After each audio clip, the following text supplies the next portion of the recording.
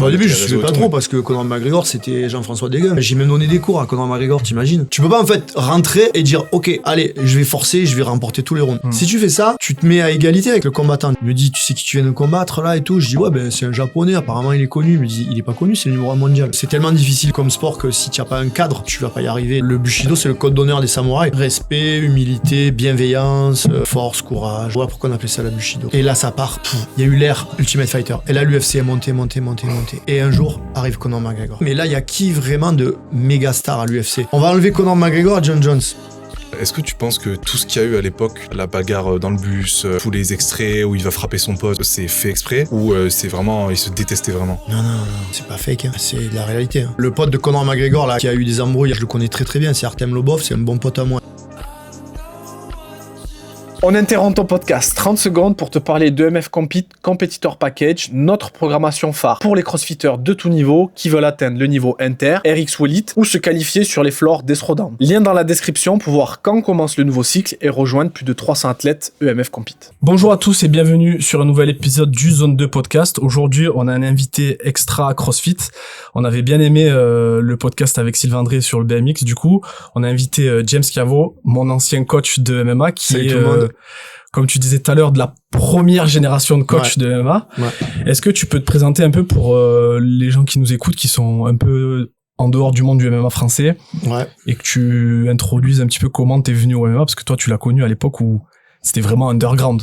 Ouais, ça s'appelait pas MMA, quoi. Ouais. C'était, voilà. Alors, comment je suis venu au MMA? En fait, depuis tout petit, je pratique les sports de combat et les arts martiaux, en fait. Et en fait, j'ai eu en premier une carrière plus pied-point où j'ai fait beaucoup taekwondo, kickboxing.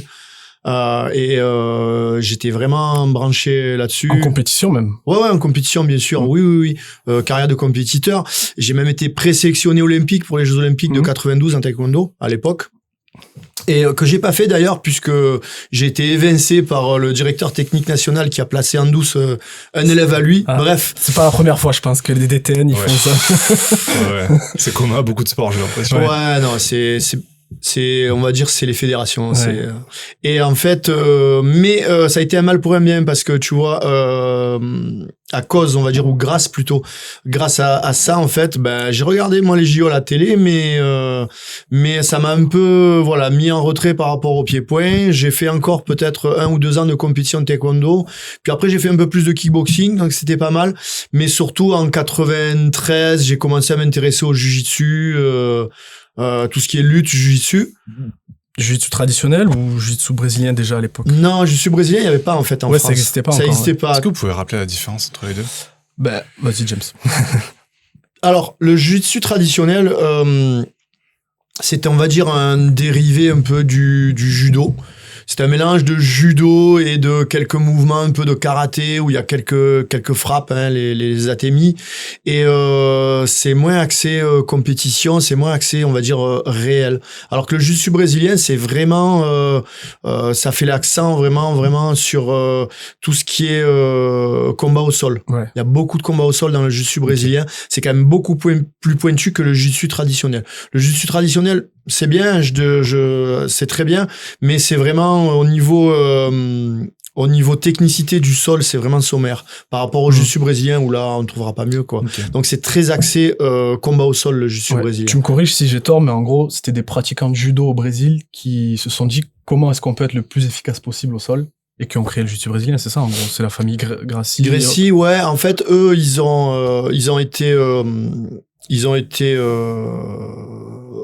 ont appris le jiu-jitsu à travers un japonais qui est venu, en fait. Ils ont aidé un japonais, c'était un maître de judo japonais.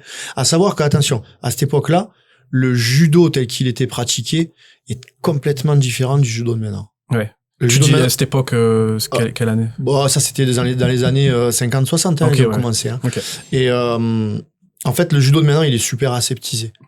L'olympisme a fait que les règles, il y a beaucoup de règlements, il y a beaucoup de techniques qui ont été interdites.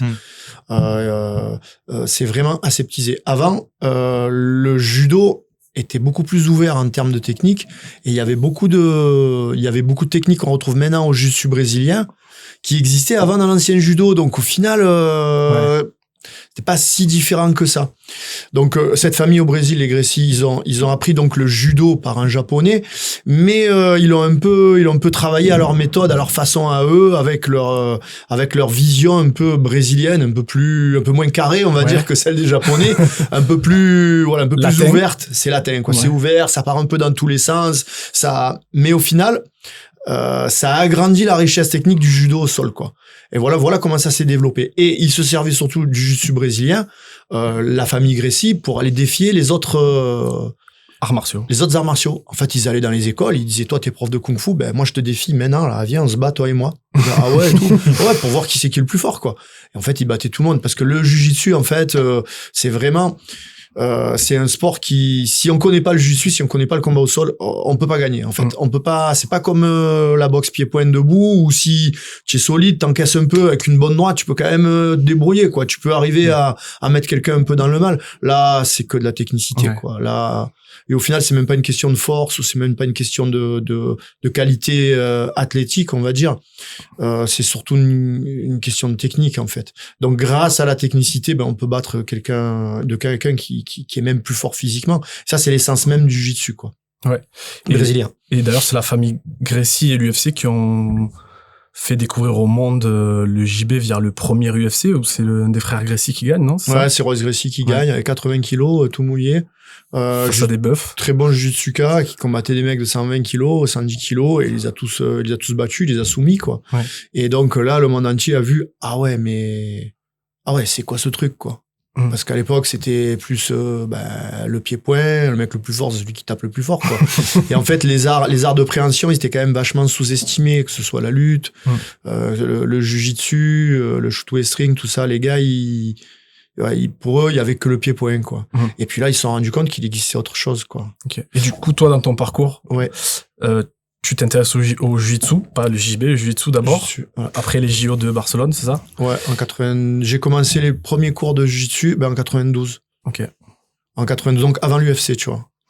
Alors, j'ai pris mes premiers cours de jiu-jitsu et d'ailleurs, ça a commencé comme ça. J'étais en fait, c'est tout bête. Moi, en 92, je dirais, je vais ralentir un peu la compétition. J'étais un peu blasé, en fait, tu vois. Je dis, allez, je vais retourner à la fac. J'arrive à la fac, et à la fac, tu sais, c'est simple, il faut à l'époque, je sais pas comment ça marche maintenant.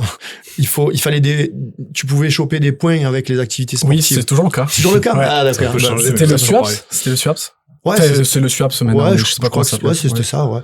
Et moi, je me dis, putain, j'ai fait des sports de combat toute ma life. Je dis, ouais, super, je vais m'inscrire au badminton. Parce que j'aime bien le badminton, en fait. Ça va vite, c'est fun, tu vois.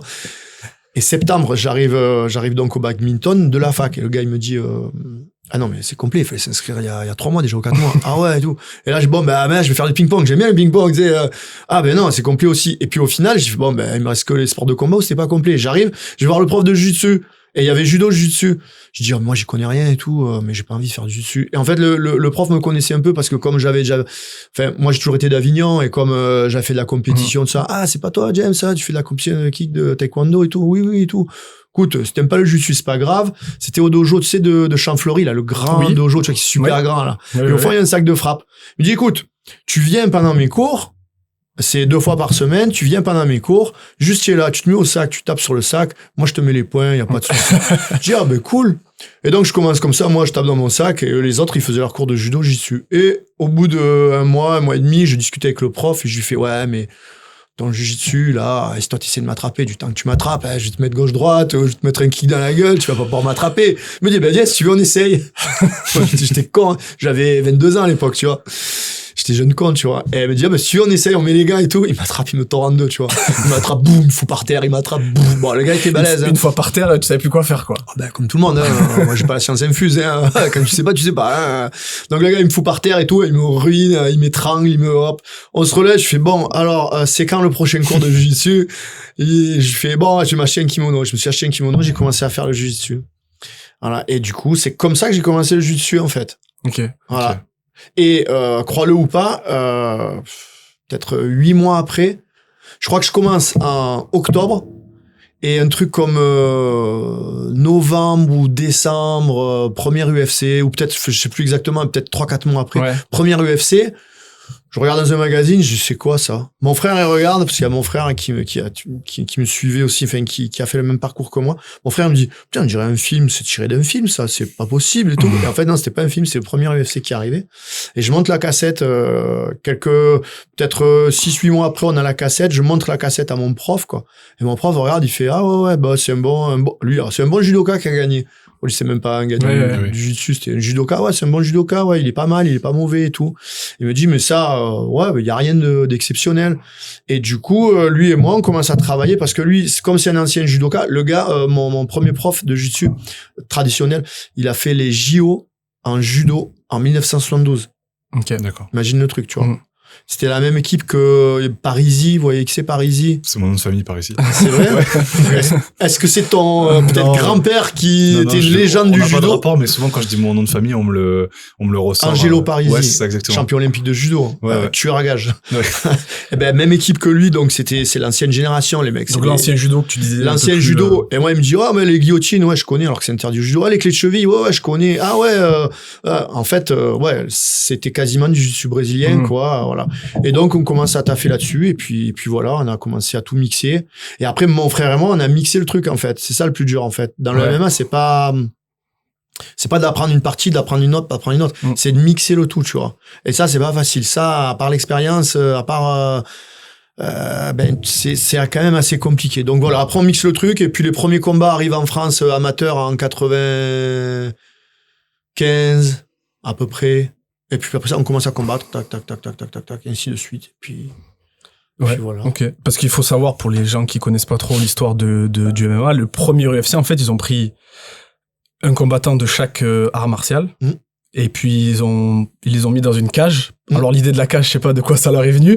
Et ils se sont dit, on va voir quel art martial et quel sport de combat est le plus efficace. C'était vraiment dans une démarche de voir qu'est-ce qui, un peu comme toi, quand t'es allé voir ton prof de jiu-jitsu, vas-y, on va tester nos deux sports. C'est ça, Et au final, ce qui est sorti, c'est JB. Parce que avant l'UFC, les combats se passaient pas dans une cage. Non, ça existait pas, en fait. D'accord. Si, au Brésil, il y avait des combats de ce qu'ils appelaient vale tudo. En portugais, ça veut dire tout est valable. En fait, il n'y a pas de règle. D'accord. Les types, ils se prenaient et au début, la famille Gracie, ils allaient dans les clubs. Et puis, il y a un jour, il y a un con qui a dit, ah ouais, mais dans les clubs, c'est bien, mais on peut peut-être faire ça sur un ring. Donc, en fait, après, ils louaient des gymnases et ils se battaient entre eux et ça a fait des organisations, quoi. D'accord. Et ça existait déjà au Brésil. Il y avait que 2 endroits où ils en faisaient. C'était au Brésil et au Japon. Ok. D'où le Pride, avant l'UFC. Enfin, si, c'est en même temps que l'UFC. Non. C'était avant? Alors, là, l'UFC, maintenant, ils ont kill the game, hein. L'UFC, c'est the biggest one, tu vois. Il y a pas d'équivalent. Avant, c'était le Pride. L'UFC existait, mais c'était que dalle, quoi. Et c'était le Pride. En fait, ce qui se passe, c'est que les combattants vont là où il y a l'argent. Point barre. Demain, il y a une organisation qui est je sais pas moi, qui est du Liechtenstein, tu vois. S'ils sont multimilliardaires et qui posent 2 fois plus de caillasse que l'UFC, tout le monde va aller là-bas. Ça, c'est... Voilà. Ce qui est compréhensible quand moi, je me rappelle, quand je voyais les combattants, à l'époque, c'était même pas légal en France, c'était compliqué d'à temps plein être combattant. Hein. Ah ouais, comment ça a évolué depuis maintenant Est-ce qu'en France, le fait qu'il y ait des organisations qui est poussées comme le PFL et tout ça, ça a changé un petit peu pour les combattants français ou pas tant que ça? Tu sais, il y a ce qui se dit sur les réseaux, les ci, les là, ce que les réseaux sociaux montrent, et après, il y a la réalité, tu vois. Des gars en France, maintenant, qui vivent vraiment du MMA, qui vivent que de ça, et qui en vivent correctement. Je te dis pas le gars qui a 1000 balles par mois, tu vois. Je parle le mec qui arrive à vivre, dire, voilà, j'ai pas de problème, je sais que toute l'année, je vais avoir de la caillasse, tout ça, pour pouvoir m'entraîner et tout, et pouvoir pérenniser un petit peu pour l'avenir, parce que, voilà, il y a pas tant que ça. Allez, je dirais, peut-être qu'ils sont une dizaine en France, pas plus. 10-15, tu vois.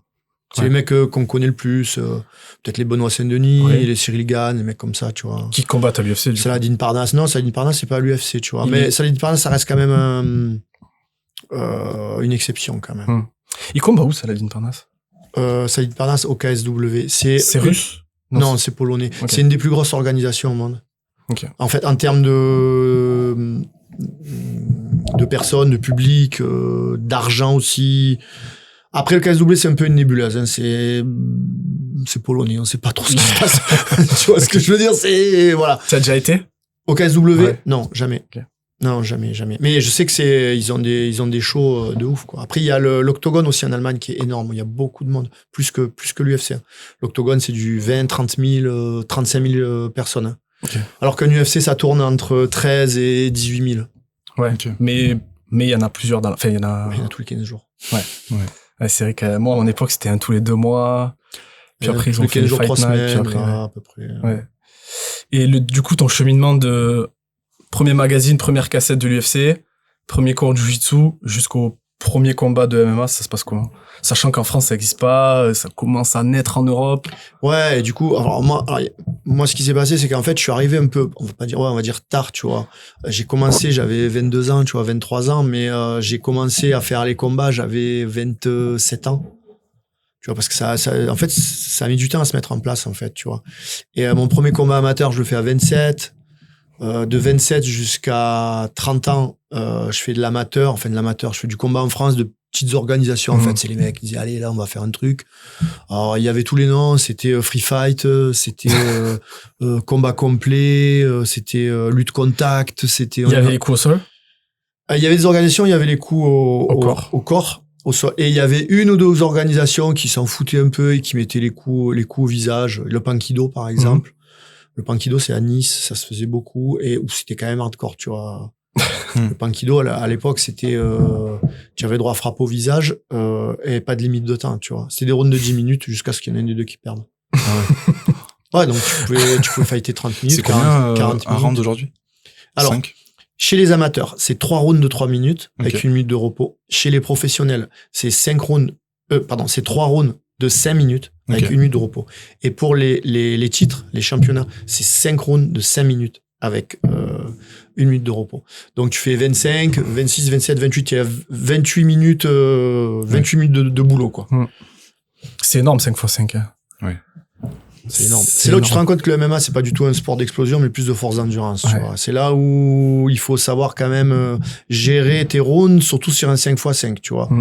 Tu as pas la même tactique sur un 5x5 que sur un 3x5 déjà. Et tu as pas la même tactique en pro qu'en amateur. En amateur, c'est 3x3, tu peux te permettre de lutter beaucoup. Oui. Tu peux te permettre sur 3 minutes. 3 minutes, c'est pas 5 minutes. Les 2 dernières minutes, elles sont velues. Selon comment tu gères ton truc, tu peux les passer. Ça peut être tendu de taper la dernière minute, par exemple. Donc, il faut prendre ça en compte. On combat pas pareil en amateur qu'en professionnel. Voilà pourquoi il y a des gars qui sont très bons en amateur et qui arrivent pas à faire le passage pro. Et il y a des mecs qui sont pas si bons que ça en amateur et qui ont une super carrière pro. Ben, moi, je me rappelle, j'étais un peu gringalé à l'époque où je combattais. Et les combats amateurs, c'était 2 fois 3 minutes à l'époque. Et oui, je me rappelle, ça me convenait pas trop. Moi, j'étais plutôt endurant. Et c'est vrai que les 3 minutes, il se passait beaucoup de choses, beaucoup de luttes, beaucoup de relevés, beaucoup de... Très fatigant, ouais. Très, très explosif, en fait. Et c'est vrai que ça change beaucoup Et en plus, déjà, en pro aussi, le passage de faire des 3 x 5 minutes au premier 5 x 5 aussi, il y a beaucoup de combattants qui s'y cassent les dents. Hein. Ouais, il faut... Après, il y a des tactiques de combat. Hein, ouais. Il y a des tactiques. Hein, tu vois, moi, par exemple, j'emploie la tactique sur les 5 rounds. Je fais la tactique du 245. C'est-à-dire qu'en fait, le 245, c'est tu gagnes le 2, tu fais rien dans le premier. Tu gagnes le 2. Tu fais rien dans le deuxième, tu gagnes le 4 et le 5. Ok. Donc tu gagnes le 2, 4, 5. 2, 4, 5. Ok. Si tu dois forcer, tu peux pas en fait rentrer, tu vois, et dire, ok, allez, je vais forcer, je vais remporter tous les rounds. Si tu fais ça, en fait, tu te mets à égalité avec le combattant, tu vois. C'est-à-dire qu'en fait, c'est celui qui va avoir la meilleure condition physique, qui va au final arriver à gérer son effort et qui gère le mieux le stress. Parce que le stress la condition physique est directement liée avec le stress. Tu peux avoir la meilleure condition physique du monde et arriver au bout de 2 minutes, plus rien avoir. On en parlera après si tu veux. On peut en parler. La condition physique, le stress du MMA est tellement important quand tu arrives, que tu fais un combat, qu'au final, ça peut complètement tout bloquer, tu vois. Ça fait des pics de cortisone, et tu es là, la gestion du sucre, c'est plus du tout la même, tu as des glucides, boum, tu es là, et t'as les jambes, tu sais, complètement qui trempe, ça, C'est tu vois. vrai. Et plus tu gères ça, mieux c'est. Mais généralement, quand tu arrives sur un synchrone, 5x5, c'est-à-dire que tu fais le championnat, tu fais le titre. Si tu fais le titre, c'est que tu as de l'expérience. C'est pour ça que, voilà, ils font pas faire des 5x5 aux gars, même pro, débutants, quoi. Et sur un 3x5, la gestion est différente. Quelle tactique tu utilises comparé à un 5x5? Ça va dépendre de l'adversaire. Ouais. Ça dépend du gars. J'ai des gars qui sont très explosifs, qui tapent fort, il faut qu'ils performent dans le premier. Ouais. Et j'ai des gars qui sont plus lents, qui sont plus en force d'endurance. Et eux, ils accélèrent à moitié du deuxième, tu vois. Ouais. Ça dépend du gars, je peux pas te dire comme ça, tu vois. Et est-ce que, du coup, le profil, la préparation physique avant le combat, ouais, tu l'adaptes au profil et à la tactique du combat, ou tu dis, bon, on essaie d'être prêt à tout? Le MMA, c'est un sport à haute incertitude. Ouais. Le problème, il est là. Tu me dis, je fais de l'athlé. Ok, l'athlé, il va se passer quoi? Allez, je fais, je sais pas, 110 mètres haies. Bon, ok, je connais rien aux 110 mètres haies.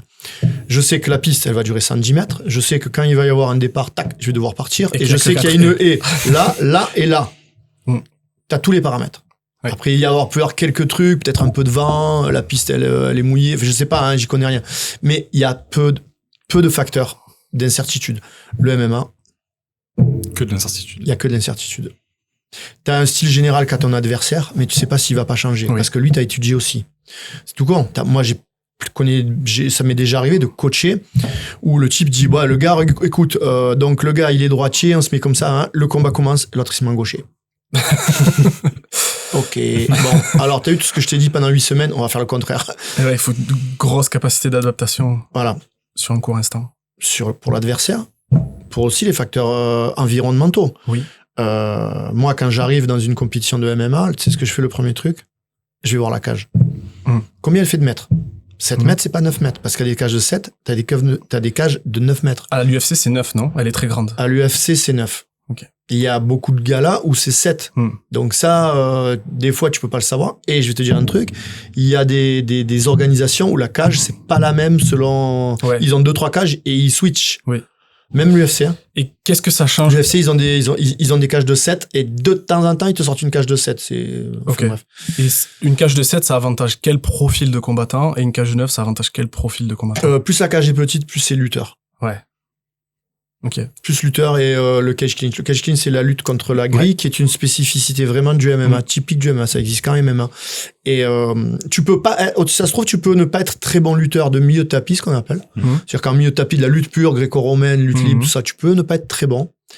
Mais si tu es très bon au cage clinch, tu peux quand même avoir une carrière exceptionnelle. Moi, si tu me demandes à choisir, tu préfères être bon en lutte de milieu de tapis ou bon au cage clinch, je te dis, je préfère être bon au cage clinch. Mais est-ce que la lutte de milieu de tapis, ça aide à être meilleur au cage clinch ou non, il a fallu vraiment inventer la technique et la recréer un peu? Ça reste la lutte. Mais je pense quand même que tu peux être très bon en milieu de tapis et pas très bon en... Ok. Ça m'est arrivé. Moi, il y a un de mes gars, Cyril Ascart, tu vois. Oui. Tu vois qui c'est, Cyril? J'ai tourné avec lui à l'époque, c'était pas marrant. Ouais, c'était pas marrant. Il s'entraîne toujours d'ailleurs maintenant. Ouais. Malgré qu'il a arrêté sa carrière, il vient 2 fois par semaine, il met des roustes à tout le monde, il repart, il a le sourire, il est content. Je me rappelle parce que on y allait avec Younes et à chaque fois Younes il faisait le même point que lui et il me disait putain, je vais encore me prendre Cyril pendant 2-3 rounds. Ah, mais de temps en temps, Younes, il se reprend Cyril encore. Et donc, Cyril, combattant de l'UFC, 5 combats à l'UFC chez les poids lourds. L'UFC me propose un gars, équipe olympique de lutte, un russe, champion de Russie 2-3 fois. Et je me dis, ok, Cyril, là, lui, en milieu de tapis, tu pourras pas le foutre par terre. Ce qu'on va faire, écoute-moi. Je regarde Instagram, je regarde tout, j'étudie le bonhomme et tout. Et je vois que le mec, en fait, il s'entraîne vraiment dans une école de lutte. C'est-à-dire que le type fait de la lutte, plus il fait du pied-point et il mixe le tout. Je dis, écoute, ça fait 10 vidéos que je regarde de lui à l'entraînement, il n'y a pas de cage. Je dis, il n'y a pas de cage. Je vois pas de cage. En fait, tu vois, tapis de lutte, le type, il fait des souplesses, fait des trucs magnifiques. En lutte, le type, c'est waouh. Tu vois? Tu fais, ah ouais. Je fais, mais il n'a pas de cage. Je dis, bah, tu sais quoi? Tu vas le plaquer contre, on va travailler que le cage clinch, tu vas le mettre par terre, tu vas le rointer. T'es sûr? Ouais, t'inquiète. Ouais, t'inquiète. On arrive à l'UFC. Qu'est-ce qu'il fait? Corps-tête, il le plaque, pam. Il le pousse, comme un con, il le pousse contre et là, fini. L'autre, comme s'il avait rien fait de sa life. Cyril le fout par terre. Ça se relève, parce que l'autre a l'habitude, il se relève, il le reprend, il le remet par terre, je crois, 2 ou 3 fois. Il lutte le lutteur, 2 ou 3 fois, il le fout par terre. Et à un moment donné, il le défonce. Et Cyril gagne le combat, tu vois. Ok. Et question de la part d'un novice qui est pas du tout expérimenté là-dedans, mais comment il peut y avoir autant de différence entre la lutte au sol normale et le cage clinch, alors que, enfin, comme ça, de prime abord, on dirait pas tu pourrais surpasser un mec qui est plus fort en lutte.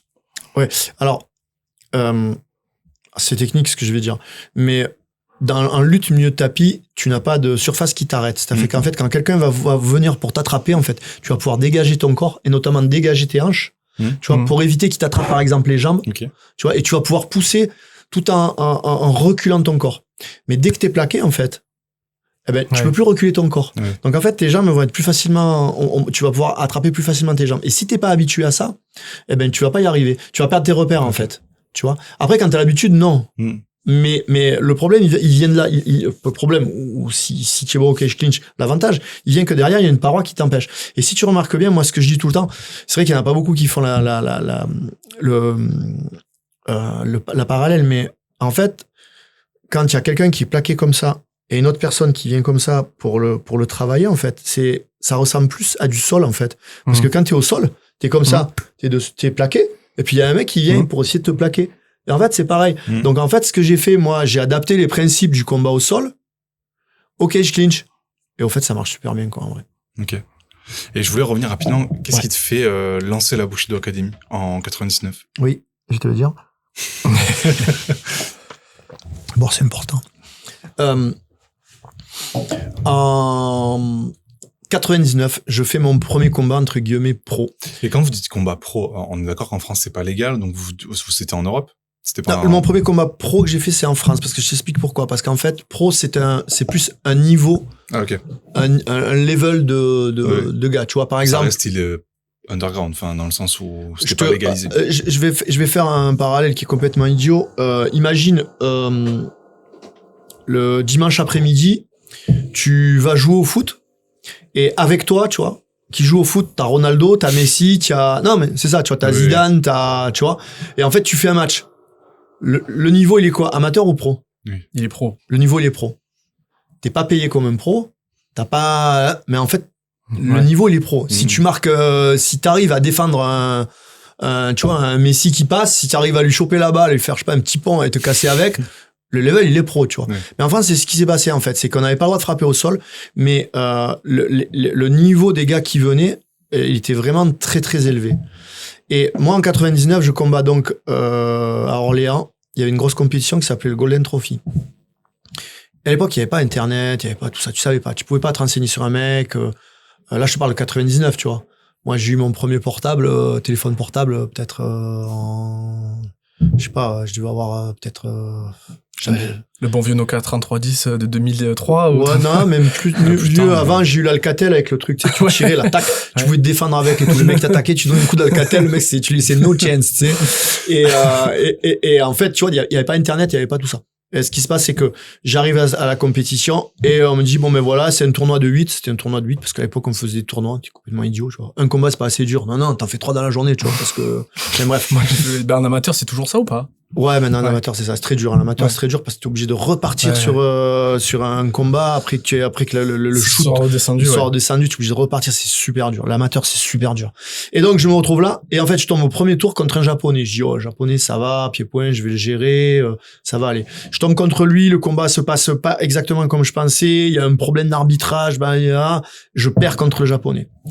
Et là, je vais voir l'organisateur, je dis, ouais, mais là, il y a eu un problème, l'arbitrage, vous m'avez un peu, il me dit, non, mais, il me dit, tu sais qui tu viens de combattre, là, et tout. Je dis, ouais, ben, c'est un japonais, apparemment, il est connu. Il me dit, il est pas connu, c'est le numéro 1 mondial. C'est le numéro 1 mondial, le mec. Il avait battu des mecs de l'UFC, le type, il était, je crois, 11-0, tu vois. À l'époque, c'était... Toi, tu le savais pas? Ben, non. Si tu l'avais su, tu serais allé quand même? Bah oui, encore plus. Mais je serais peut-être mieux préparé, tu vois. Parce qu'à l'époque, attention, j'avais pas le club. À l'époque, je prenais mes cours de pied-point, et après les cours de pied-point, je prenais 2-3 potes. Les gars, venez, on fait un peu de sol, quoi. Et puis après le cours de pied-point, on restait 1 heure de plus, et 2 fois par semaine, on se tapait du sol, tu vois. Et après, je suis allé me fighter. Et j'arrive là-bas, compétition de niveau international. Et dans la même compétition, il y avait Cyril Diabaté, il y avait des mecs, tu vois, qui tournaient, tu vois, des champions du monde de boxe thaï, t'avais des champions de judo, tu avais, le level était vachement haut. Et là, je tombe contre le numéro 1 mondial. Le numéro 1 mondial, qui gagne la compète. Je rentre, je m'assois avec mon frère, je dis, bon, là, il y a 2 possibilités, c'est où on fait les choses super sérieusement, ou on fait autre chose, quoi. Parce que au level où on est en train de rentrer, on rentrait dans le circuit pro, tu vois, j'ai dit, il faut faire quelque chose, quoi. Ça, c'était en 99. Et là, on s'est dit, OK, il nous faut un club spécialisé là-dedans. Ça n'existait pas. Hein. En France, il n'y en avait pas. Il y avait zéro. Non, et même à Paris et tout. Parce que... Mais il y avait des mecs qui faisaient comme nous à Paris, c'est-à-dire qu'ils faisaient de la boxe taille, tu vois, il y avait haute tension là à Paris, ils se filaient. Ils allaient au sol un peu et puis après, ils se faisaient un peu de sol, tu vois, mais il n'y avait pas de club de... Bah, le MMA, ça n'existait même pas le nom. Il n'y avait pas de club de spécialisé là-dedans, quoi. Et nous, on s'est dit, bon, allez, ben, on va faire un club que de ça. Et là, on crée la Bushido Academy. Voilà. Bushido 2. Hein? Pourquoi le Bushido? Bushido, c'est le code d'honneur des samouraïs. Parce que j'avais envie que ça reste quand même martial. Parce que moi, en fait, j'ai fait des arts martiaux toute ma vie, tu vois. Il y a une petite différence entre arts martiaux et sport de combat. Même si ça s'entremêle, il y a quand même des fois dans les arts martiaux, je trouve plus le code, voilà, les choses qui me correspondent un peu saluer plus. Le tapis. Saluer le tapis et tout. Il y a des clubs, non, ils le font pas trop, où ils sont un petit peu moins, voilà, traditionnels. Nous, on est très traditionnels. T'as vu la Bushido, on salue le tapis. Le coach aussi. Coach, c'est vraiment, tu fais pas n'importe quoi. On surveille les tenues, on surveille tout, on cadre tout. Il faut qu'il y ait un cadre, parce que c'est tellement difficile comme sport que si tu as pas un cadre, tu vas pas y arriver. Donc il faut être cadré. Et le Bushido, c'est le code d'honneur des samouraïs. C'est très cadré. Respect, humilité, bienveillance, force, courage, tout ça. Ouais. Voilà pourquoi on appelait ça la Bushido. Voilà. Et donc vous lancez ça un peu projet entrepreneurial à côté du coaching. Et vous continuez à combattre avec ton frère. Ouais, en fait, on monte ça et puis on continue à combattre. Et pendant de 99 à 2004, donc 5 ans, je fais les deux. Ok. Tu combats, tu coaches. Je combats, je donne les cours. Ouais. À l'époque, je donnais des cours de taekwondo et de MMA du coup. Et je combattais. C'est très difficile. Attention que mon frère et moi, on combattait sans coach. Ouais. Alors, comment on a fait pour apprendre? Eh ben, on mettait de l'argent de côté, et dès qu'on avait de l'argent de côté, on se cassait au Japon, aux États-Unis, au Brésil. Là où il y avait les mecs, les plus connus, on va s'entraîner avec eux. Et on allait s'entraîner avec eux, on se filait avec eux, et puis on apprenait des trucs, et puis, on revenait, et puis on faisait notre sauce, quoi. Il n'y avait pas de coach, en fait. Et puis on repartait au Brésil, puis on revenait, puis on repartait au Japon, on repartait aux États-Unis, on revenait. C'est comme ça que vous avez connu Anthony Cavana? John Cavana. John Cavana, pardon. John, je l'ai connu. Je l'ai connu lors d'une compétition. Il a combattu contre un de mes élèves. Et en fait, on l'a connu là, on a sympathisé, et puis il était intéressé. Ah ouais, les gars, et tout, super, vous allez bien vous entraîner et tout. Et du coup, il est venu chez nous, on est allé chez lui, et puis on est devenus amis, voilà. Et du coup, nous, on faisait des allers-retours là-bas, lui faisait des allers-retours chez nous. Il y a beaucoup de similitudes entre son style et notre style, en fait. On a tiré beaucoup de lui il a tiré beaucoup de nous. Ok. Dans quel sens sur techniquement. Ok. Et sur la capacité sur le style d'instruction, de coaching, ou genre juste vraiment purement technique? Non, c'est plus technique. Ouais. Il a sa façon à lui. Il est un peu plus, ouais. Il est moins dans le contrôle, on va dire. Ok. Il laisse un peu plus gérer. Moi, je suis un petit peu plus, voilà. Si je laisse trop de portes ouvertes à mes combattants, certains non, mais certains, ils dévient, quoi.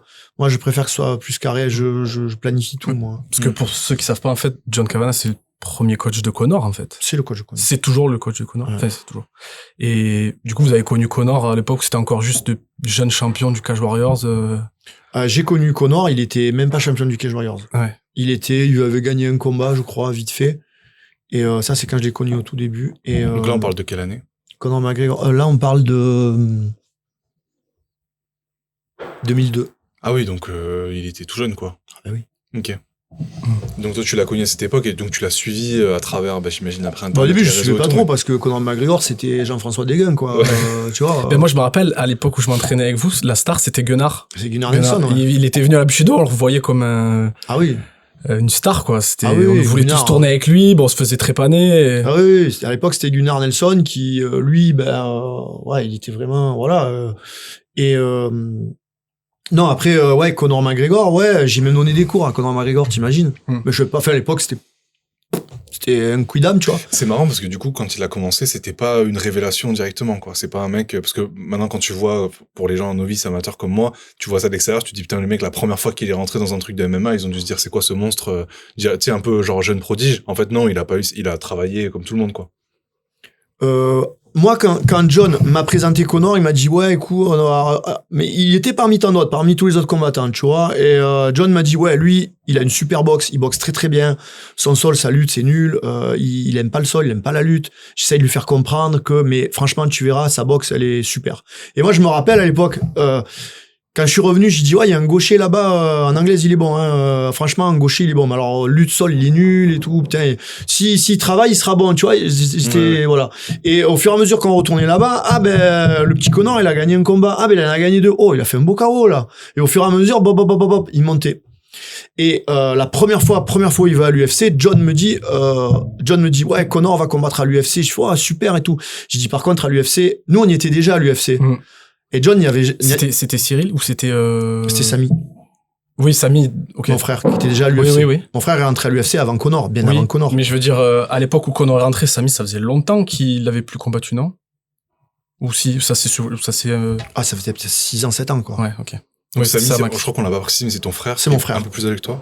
Non, plus jeune, pardon, de 6 ans. 6 ans, ouais. Et du coup, donc tu l'as coaché à l'UFC. Oui. Et lui a été le premier, du coup, de ton entourage à aller à l'UFC. Ouais, ça m'a même été le premier Français chez les poids légers à rentrer à l'UFC. Premier athlète sponsorisé par Venom aussi. Ok, excellent. Ouais. Ok. Donc, en fait, nous, on avait l'expérience de Samy, donc, à l'UFC. Donc, et on avait l'expérience aussi, j'ai eu un autre gars à l'UFC, René Forté, qui était chez nous, qui combattait chez nous. J'avais tourné avec lui. Ouais, René, très fort, René, très gentil. Très gentil, perso. Un Brésilien. Ouais. Très fort. Et qui a quand même fait, 4 combats à l'UFC, avec nous. Donc, quand Conor est rentré, John n'avait jamais été à l'UFC, il me dit, il avait coaché puisqu'il était venu une fois coacher, mon frère. Ouais. Il y a un UFC où John était venu coacher avec nous. Donc, première expérience de l'UFC pour John. Et il me dit, ouais, et tout, là, Conor va rentrer à l'UFC. Je dis, John, le fais pas fighter à 70 parce qu'il combattait à 70 kilos. J'ai dit, fais-le fighter à 66. Ah, mais on va pas y arriver. Si, laisse-nous faire, on va y arriver. Et là, je gère avec mon frère le coaching de Conor McGregor. Donc, on se fait une conversation. À l'époque, il n'y avait pas WhatsApp, c'était Messenger. On se fait une conversion Messenger. Et alors, Conor, salut, ouais, James, commentier, je suis à temps, nanana. Et vous voyez cette fameuse photo, là, où on le voit comme ça, là, il est tout sec, là. On dit, mais Conor McGregor, il est écorché, il avait pas encore ses tatouages. Il a le visage creusé et tout, ouais. Eh ben, ce coaching-là, c'est moi qui l'ai fait. Parce que j'ai dit, Conor, si tu vas en 66, tu vas ruiner tout le monde. Reste pas en 70. Est-ce que tu peux expliquer pourquoi pas 70, 66? Il y avait trop de concurrence, 70? Non. En fait, si tu veux, il y a des facteurs qui font, c'est pas une vérité absolue, mais les statistiques, c'est les statistiques. Il y a un facteur fondamental qui fait que tu as plus de chances de gagner un combat que ton adversaire. Le premier truc, c'est la longe. La longe, ça compte beaucoup. D'accord. Ça, c'est le premier truc. Le deuxième truc qu'il va faire, c'est le poids. S'il y a des catégories de poids, c'est pas pour rien. Okay. Donc, la longe et le poids. Quand tu fais le ratio allonge-poids, tu regardes ton athlète, tu fais, OK, lui... Pour moi j'ai l'habitude. Lui, c'est un moins de 66. C'est pas un moins de 70. Parce que, au final, pour un 70, il est pas si grand que ça. Il va pas avoir énormément d'allonge. Et au niveau du poids, ça va pas être le plus lourd. Pourquoi le faire fighter là? On va se démerder de le faire fighter à moins de 66. Conor McGregor a très grosse allonge. Quand je l'ai vu, je dis, OK, en 66, ton allonge, elle va être démoniaque. En 70, ton allonge, elle va être beaucoup plus faible. Si tu passes à 77, ton allonge, elle va être normale. Voilà pourquoi, au fur et à mesure, en fait, qu'il n'y avait plus personne dans sa catégorie, Conor McGregor, où il a fait le ménage en 66, c'est une question de thune. Qu'est-ce qu'il va nous rapporter comme thune en 66? Il a mis KO José Aldo. Contre qui on va le faire combattre? Il a tous mis KO. Oh, les gars, un money fight. Il est où le money fight? Il faut le faire fighter contre quelqu'un. Alors, on lui met qui? Bon, on va lui mettre un 70. Et le premier 70 qu'ils ont mis pour la ceinture. C'est Diaz, non? Non. C'était qui? Non, ils y ont mis, comment il s'appelle? C'est pas Chandler, c'est, ah, putain, je me souviens plus, un américain. Il est petit de taille. Poirier? Non, pas Poirier. Non, pas Poirier, du tout. Non, son premier, c'est contre, il va le trouver. Champion de l'UFC, il avait la ceinture. Michael Chandler? Non? C'est Chandler? Je sais plus. Non, pardon, là, c'est le prochain. Non, c'est pas Chandler. Descends. La chute. Putain, j'ai pas le nom du mec. Vas-y, dis-moi. C'est lui. C'est... Fais voir. Attends, je mets mes lunettes. Je vois que dalle. Non, c'est pas lui. Non. Non, Tapologie. Tu fais Conor McGregor Tapologie. Tapalogy.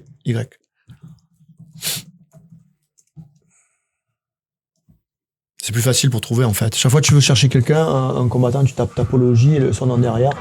Et là, tu vas voir tout le listing de ses combattants, de ses combats, tu vois. Attends, peut-être remonte. T'as... Hop. Holloway? Non, Holloway, non. Avant ou après Holloway? Avant. Après. Après? Mendes? José Aldo? Mendes? Chad Mendes. Chad Mendes, Chad ouais. Mendes. C'était un lutteur... 2015. C'est ça Ouais, lui mettre, C'était un lutteur, fais-moi le voir, Tapologie, que je regarde. Exactement. C'était Je Chad connais Mendes. pas non plus la carrière. José Aldo, Ned Diaz, Denis Verger.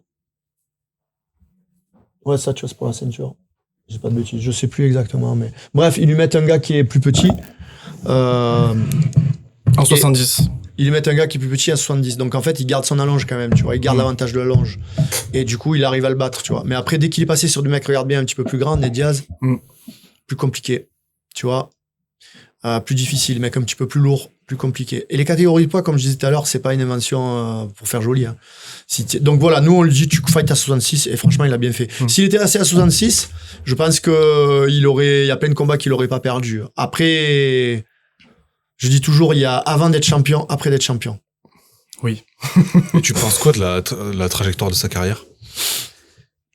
Écoute, Et elle est pas si mal. Regarde, on est 3 dans un studio. On parle de des lui. années après, on parle de lui. Donc Et du coup, comment tu juges? Parce que j'ai l'impression d'extérieur, moi qui en ai fait et qui a arrêté après, il y a eu, sur le MMA, il y a eu un avant-après Conor McGregor, j'ai l'impression. C'est devenu un peu plus mainstream après.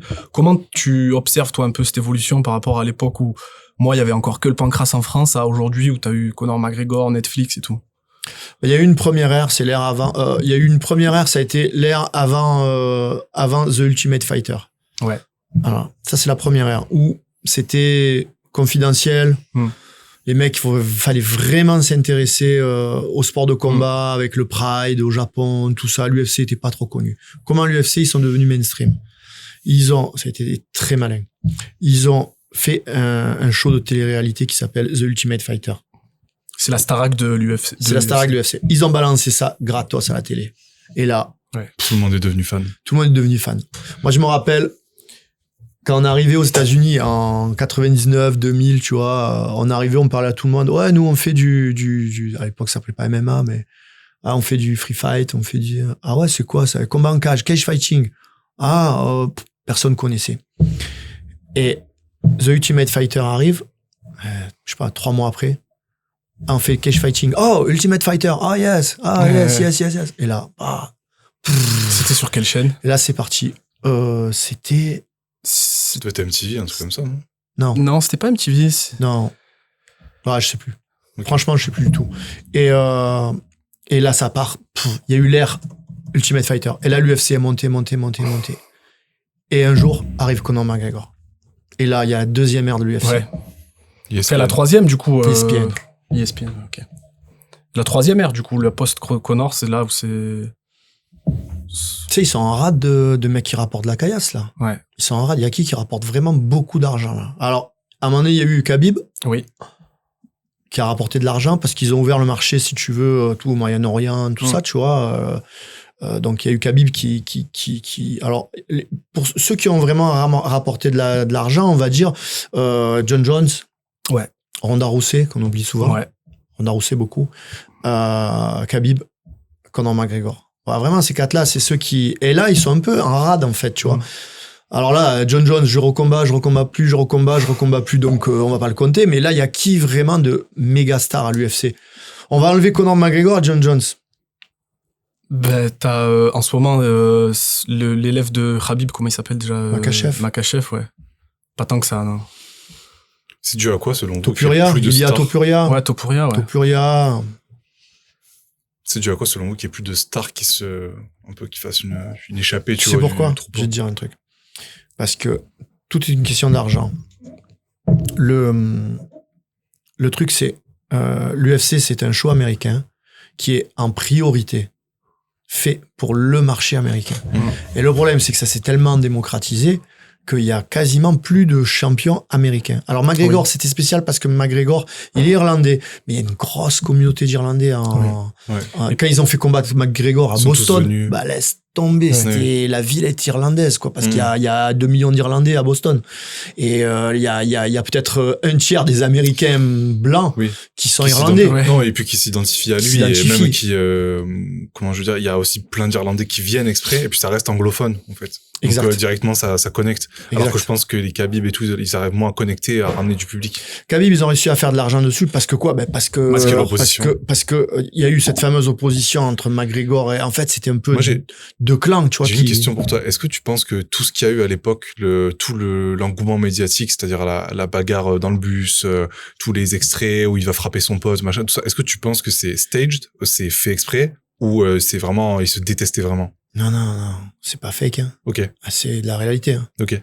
Je le garantis. Hein. Le pote de Conor McGregor, là, qui a eu des embrouilles avec l'équipe, moi, je le connais très très bien. C'est Artem Lobov, c'est un bon pote à moi, tu vois. Okay. D'ailleurs, il s'est brouillé avec Conor. Je sais pas exactement ce qu'il y a eu. Je crois que c'est pour une histoire de thunes. De thunes, ouais. Il avait des parts dans sa compagnie de whisky. McGregor devait lui reverser des parts. Enfin, bref. Ça, c'est leur problème. Mais, j'adore beaucoup Artem. Et, Artem est russe. Et l'équipe à Khabib, ils sont russes. Enfin, ils sont russes, mais du Daghestan, du coup. Ils sont dagestanais. Et c'est une province. Et il y a quand même si ça se dit pas trop, il y a des conflits entre les Russes et les Dagestanais. Ils sont croisés dans un couloir. Conor, il a dit ça. Ouais, c'est parti en cacahuète, quoi. Okay. Non, c'est pas du fake. Ok, non, je me suis toujours demandé. Mais, McGregor n'est pas un personnage fake. Il est pas, il y en a qui jouent. Moi, j'ai vu des combattants, t'étais surpris, tu te fais putain, il a l'air trop sympa et tout. Et en vrai, c'était des cons, quoi. Dans la vraie vie, c'est des cons, tu vois. Et quand McGregor, il joue son truc et tout, mais il est comme ça, en fait. Il est un peu, il a toujours été un peu exubérant, un peu, voilà, quoi. Non, c'est pas fake. Non, ils se détestent vraiment, quoi. Non, c'est pas des conneries. Mais quand tu vois à quel point ça a bien marché, tu te dis presque, est-ce que ça a pas été fait exprès? Parce que c'était tellement, ça a fait envoler le sport complètement. J'ai regardé, il y a une très bonne vidéo sur YouTube d'un gars qui retrace justement du début à la fin au combat, tout ce qui s'est passé, en fait, toutes les micro-étapes, les tweets, les vidéos interposées, les fois où ils se croisent, après le bus, quand il sort du combat, que Khabib, il leur saute dessus, il saute sur l'équipe, il se bat avec tout le monde, ils se rebattent dans l'arène et tout. Et c'est trop intéressant de voir, ça paraît presque, fait exprès, en fait, tellement tout est bien aligné pour que le combat prenne en visibilité. C'est pas fait exprès, mais peut-être, là, tiens, je mets les guillemets, peut-être que quelque part, ça a arrangé l'UFC et peut-être qu'ils ont pas pris les mesures qu'il fallait pour que ça se passe pas. Ouais. Quand tu sais que tu as deux équipes qui se détestent, qui sont à leur apogée, t'as Khabib d'un côté, t'as McGregor. Les fous pas dans le même hôtel, quoi. Non, mais je veux pas que ça parte en couille, les fous pas dans le même hôtel. Parce qu'en vrai, commencer à l'UFC, quand tu arrives à l'UFC, moi j'ai coaché 11 fois à l'UFC, donc je sais pas, t'arrives à l'hôtel, si ça se trouve, toi t'arrives à l'accueil, bonjour, je viens récupérer ma chambre, et là, assis, t'as ton adversaire qui est là, qui te regarde, quoi. Ou t'ouvres l'ascenseur, il est dedans. Non, mais ça m'est arrivé plein de fois. Ah ouais? Dans l'ascenseur avec le mec, alors les gars ils sont comme ça, salut, alors les moins cons, j'espère qu'on va faire un beau combat, ça se serre la main, puis les plus cons ils sont là, ils se regardent pas, tu vois. Ouais. Tu vas au resto de l'hôtel, mais tu es avec le mec. Tu vas, je sais pas moi, dans la salle d'entraînement, non quand même, ils ont pas été cons, ils ont fait un coin rouge, un coin bleu. Normalement tu dois pas pouvoir, mais si tu vas à la gym de l'hôtel par exemple, pour faire un peu de cardio, tu vas te retrouver avec ton combattant. Donc quand tu vois que c'est comme ça, que les mecs c'est des superstars, c'est parler, tu vois, fait quelque chose, tu peux, il y a quand même une petite volonté de, tu vois, puis à chaque fois qu'il se passe un truc, il y a toujours un mec avec une caméra. Oui, exactement, donc, ce que j'allais dire. Bon. Et puis les caméras qu'ils ont là-bas, c'est pas l'iPhone, hein, c'est la grosse caméra, donc tu y vas intentionnellement à l'endroit pour filmer. Mais eux, ils font pas ça, que ce soit le team Khabib, que ce soit le team McGregor, c'est des gars entiers. Oui, c'est ça. C'est des mecs entiers, c'est pas des acteurs, les gars, c'est des combattants, faut pas oublier ça. Même si c'est le berlu, même si c'est ça, tu vas pas le trouver dans la rue, lui dire, t'as une tête de connard, hein. Comme tout le monde, il va te mettre une patate. Ouais. Que ce soit Khabib, que ce soit McGregor, elle fera plus mal que les autres. Hein, la patate, elle fera plus mal que le mec de base, donc évite quand même. Et j'ai une question, à quoi ça ressemble, toi qui as coaché à l'UFC, en gros, la semaine type d'un combattant de l'UFC, 2 semaines avant, 3 semaines avant le combat, combien d'heures il s'entraîne, combien de séances de prépa physique, combien de séances de cage? Ah ben c'est chaud là. En fait, tu me demandes la prépa. La comment- prépa bah, physique globale, juste qu'on puisse avoir un aperçu, tu vois, d'une semaine type d'entraînement pour un combattant de ce niveau-là. Moi, ce que je fais à mes gars, voilà, 8 semaines, ok. Déjà, d'entrée, il faut que les gars, normalement, ils devraient le faire toute l'année, mais bon.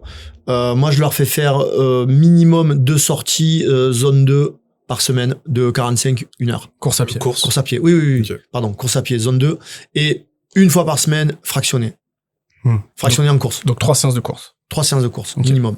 2 à zone 2 pour, tu sais, Mhm. voilà, la caisse, les mitochondries aussi, Mhm. tu vois, accélérer un peu pour que les gars ils soient bien, ils se sentent bien.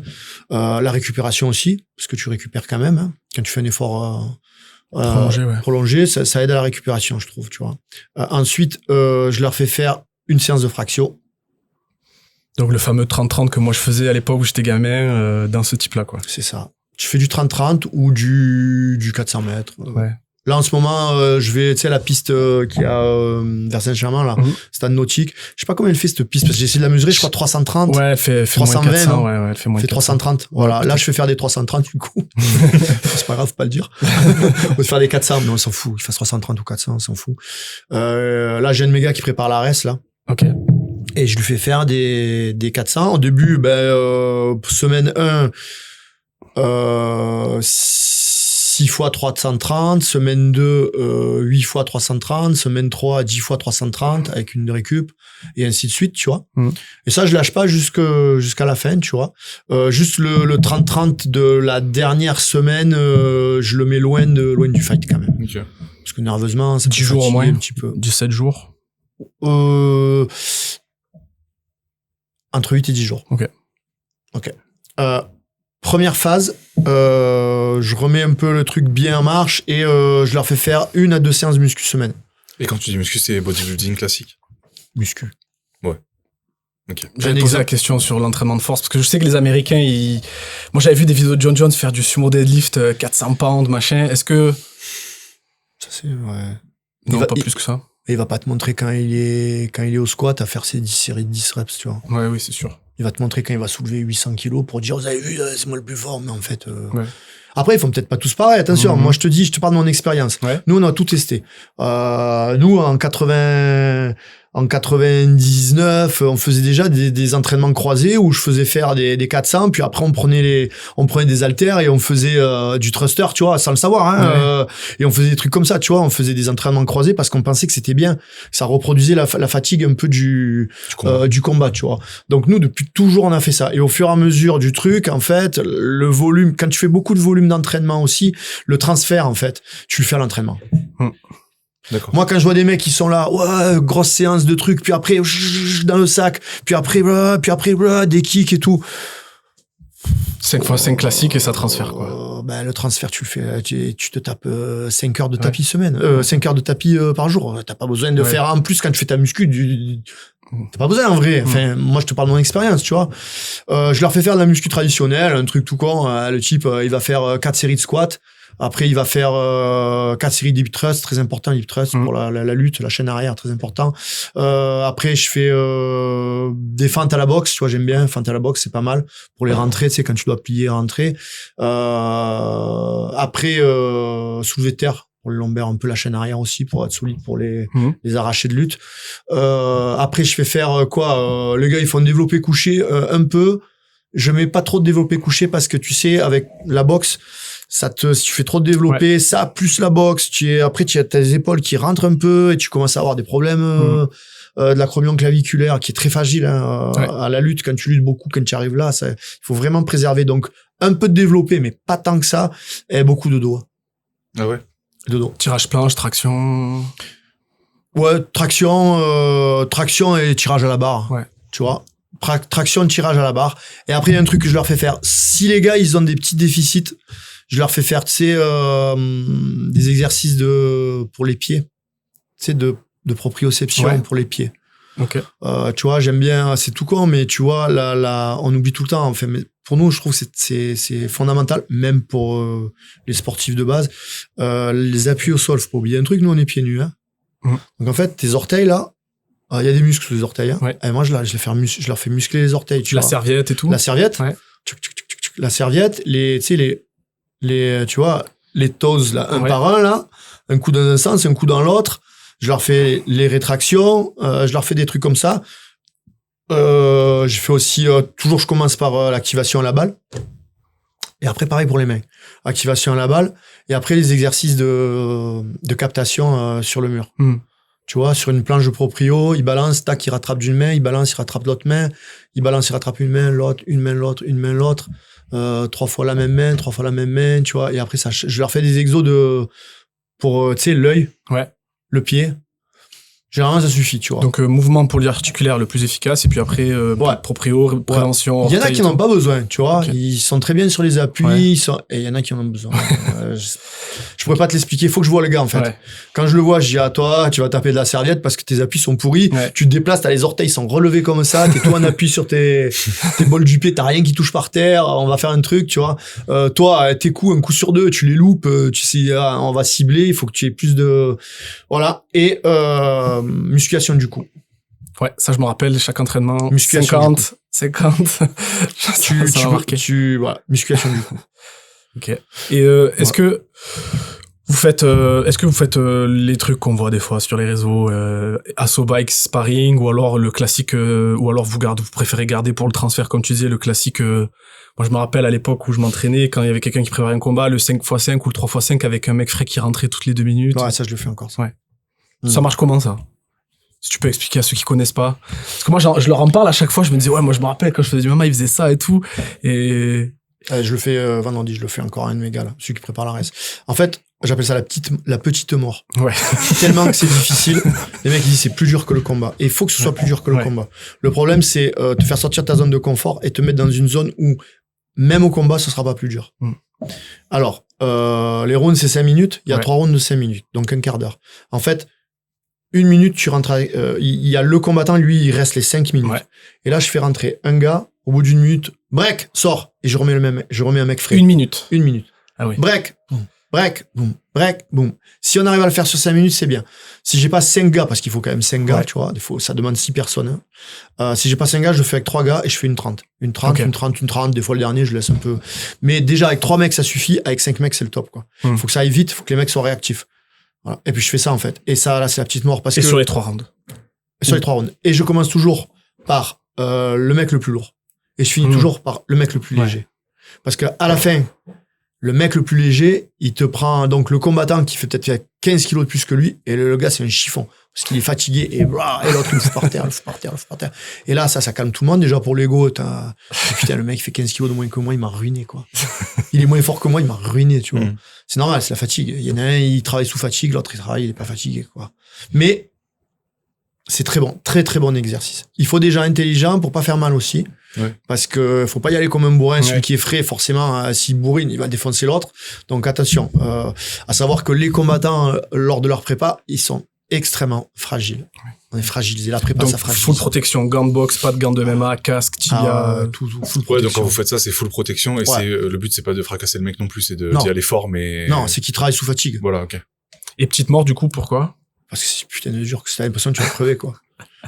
Au bout d'un round et demi, t'es oxy, t'es au bout de ta vie, quoi. Puis à la fin, tu fais de la merde. Et à chaque fois, ils sortent, putain, j'ai fait de la merde. C'est normal, tant mieux. T'as fait de la merde, c'est vrai que t'es bon. Parce que si tu finis le dernier round, tu mets la pâtée au gars, c'est-à-dire que moi, j'ai mal fait mon boulot.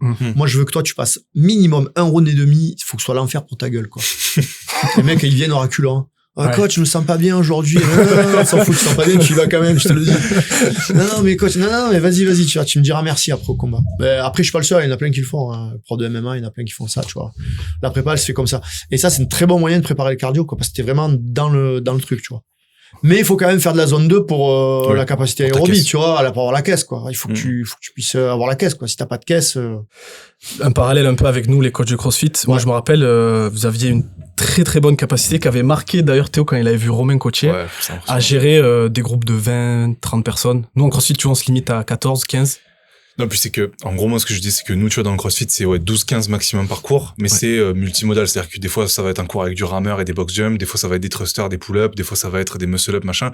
Mais ce qui est impressionnant sur les coachs de MMA, pour avoir filmé plusieurs fois Romain et même vu Yann de Moncada, peut-être que tu connais. Très bien. Du coup, je les ai vus coacher et en fait, t'es à la fois en train de gueuler, donc t'as un peu ce rôle d'animateur où tu dois motiver les mecs à taper plus fort, en même temps tu montres, en même temps tu les corriges, en même temps des fois tu te mets en one-one avec eux, tu les boostes et tout, et genre pendant 1 heure le mec s'arrêtait pas du tout quoi, il avait pas une seconde de répit, et je me suis dit putain mais faire ça toute la journée, parce que les plannings de club de MMA au final c'est quasiment les mêmes que les plannings de CrossFit, t'as le fameux 17h à 20h voire 21h, après t'as entre midi et 2, puis t'as le matin tôt, je me dis mais à la fin de la journée tu sors t'es mort quoi, c'est pour ça tout à l'heure tu disais que tu combattais en même temps. Je sais pas comment tu trouves l'énergie. Ouais, très difficile. C'est très difficile. Nerveusement, c'est très difficile. Donner des cours déjà devant plus de 10 personnes, on va dire, 15 personnes. Devant plus de 15 personnes, c'est compliqué parce que tu vas gérer différentes personnalités et effectivement, il y a beaucoup de boulot, quoi. Donc, les cours co, c'est assez difficile. Ouais. Alors moi, bizarrement, tu vois, je préfère les cours co que les cours indiv. Ok. Je sais pas pourquoi. Peut-être que t'as plus d'énergie qui se dégage du groupe. En fait, quand je fais mon cours co, tu vois, je suis dans mon truc et je lance la machine, elle est en avant. Et au bout d'1 heure, je m'arrête. Que l'indiv, des fois, t'es là, le gars, il travaille, tu le regardes, ouais, c'est bien, ok, ouais, c'est bien, ok. Ouais. Il y a plus de temps mort, on va dire, entre guillemets, sur le cours individuel. Ouais, après, il y a un truc, c'est qu'en indiv, tu vois, c'est des gens souvent qui te payent. Et moi, en l'occurrence, quand je fais les cours indiv, j'en fais très peu, hein, mais qui me payent bien, tu vois. Donc, le gars, il est là, il y a cette espèce de rapport. Ah ouais, je veux aller boire, j'ai soif. Bon, ben, va boire, tu vois. Ouais, mais là, je suis fatigué. Là, j'aime pas ça, là. Alors, oui, tu le briefes, tu vois, mais le gars, il a l'impression que, comme il peut paye, faire un peu ce qu'il veut, quoi. Il peut, voilà. Alors que les cours individuels, c'est, mec, t'es là tu fais partie du groupe. Oui, cours de groupe, tu veux dire. Ouais, pardon, les cours de groupe. Tu fais partie du groupe, et en fait, je suis le général du groupe, et tu fais ce que je te dis. Si ça te convient pas, tu viens plus dans le groupe, tu vois. Là, c'est pas pareil. Moi, je préfère les cours de groupe. Et comment tu donnes des consignes à 25, 20, 30 personnes, enfin 20 personnes? En leur disant, silence, écoutez-moi. Souvent, ce que je fais, c'est qu'en fait, moi, j'ai une méthode pédagogique. J'en ai plusieurs de méthodes pédagogiques. J'ai la méthode en miroir, j'ai plusieurs méthodes. Celle qui marche le mieux pour moi, la méthode pédagogique, c'est, tu sais, je donne un enchaînement ces enchaînements complets de MMA. Par exemple, je dis n'importe quoi. Gauche-droite, j'attrape le type, j'attrape les jambes, là, je le fous par terre, je passe ses jambes, je prends la position montée, je donne des coups de poing, lui, il tend les bras et je fais une clé de bras. L'enchaînement, il est fini. Je montre succinctement les 8 méthodes. Allez-y. Je leur ai pas donné trop d'indications. Ils commencent à dégrossir le truc. Ah, ils font plein d'erreurs. Là, ça va pas. Là, ça va pas. Je le sais. OK. 5 minutes. Break. Asseyez-vous. Écoutez-moi. Gauche-droite. Regardez. Le gauche. Vous donnez la hanche. Le droite. On pousse avec le pied arrière. On rentre le menton. On lève l'épaule. Reprenez. Allez-y. Okay. 5 minutes après. Break. La projection, mettez pas vos mains là, mettez les mains là. Une fois que vous avez soulevé là, faites ça, mettez la pression avec la tête. On est bon? Go. Et ainsi de suite. Et en fait, j'arrive en parcellisant la séquence à arriver sur un groupe de 25 personnes à faire à ce que techniquement, ils arrivent quand même à quelque chose de correct. Voilà comment je fais la plupart de mes cours, c'est comme ça, je parcellise. Contrairement à si t'avais donné toutes les consignes dès la première session, ils auraient retenu 1 sur 10, quoi. Ouais, le cerveau humain, il est pas fait pour retenir plus de 2-3 consignes. À la fois. C'est pour ça que dans les box, il y a des tableaux, hein. Sinon, il n'y aurait pas de tableau, hein. Tu dis, le gars, alors le programme, regardez, c'est, j'ai 10 burpees broad jump, vous allez faire ensuite 20 wall ball, vous allez enchaîner sur 30 snatch, et puis et tu la remets pas au tableau. Vas-y.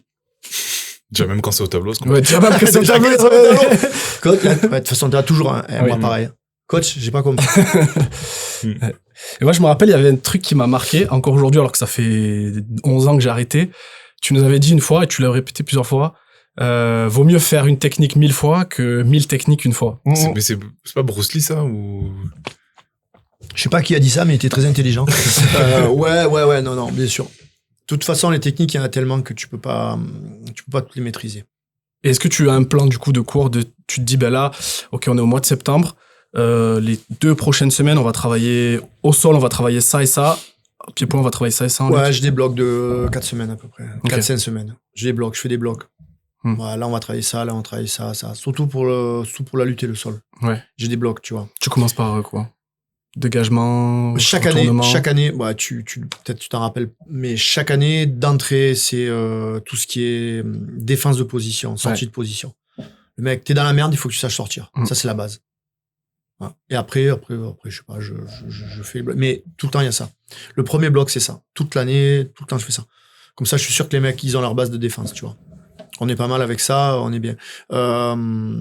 Après, les blocs, c'est bien, mais en fait, si tu veux, sur 1 heure de cours, par exemple, notre bloc, ça va être que 20 minutes, en fait. Ouais. Et le reste, je vais faire d'autres techniques, parce que sinon, c'est redondant. Après, les mecs, ils en ont marre, quoi. Voilà. Ok, ben, merci d'être venu, on va te libérer. Avec plaisir. Tu dois... Merci beaucoup. C'était super sympa. Ouais, merci à toi. J'ai adoré l'échange, ça m'a rappelé mes années. Ouais. Et puis peut-être au prochain, on a encore beaucoup de choses à dire. Il y a tellement de choses à dire. Ouais, c'est clair. Donc il y a pas de souci. Ouais, on se refait ça comme vous voulez. Et si vous voulez suivre la Bushido Academy sur les réseaux, James, c'est comment? Simple, Bushido Academy avec IE à la fin. Alors, faites attention, il y en a plusieurs, parce qu'il y a plusieurs Bushido Academy, mais nous, c'est Bushido Academy, Avignon, la maison mère. Voilà, Et puis, il y en a combien en France maintenant? 7 ou 8, je sais plus. Oh, super. Je peux pas le montrer, ça. si, vous pouvez. Ouais, 7 ou 8. Ok, super. Ben, merci à vous. Et puis, si vous voulez suivre James sur les réseaux, James Chiavo, la Bushido Academy Avignon et les autres.